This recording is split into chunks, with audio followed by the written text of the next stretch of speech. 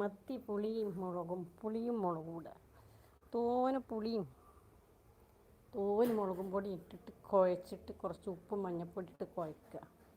എന്നിട്ട് കുഞ്ഞമ്മത്തിയില്ലേ കുറച്ച് വെള്ളത്തിൽ കുഴമ്പലാക്കിയിട്ട് അത് വറ്റിക്കുക എന്ന് പറഞ്ഞാൽ കുഴമ്പലാക്കിയിട്ട് കുറച്ച് വെള്ളം ഇങ്ങനെ തോണ്ടിക്കൂട്ടാൻ മാത്രം വെള്ളം, വേറൊന്നും അതിലേക്ക് ഇടണ്ട.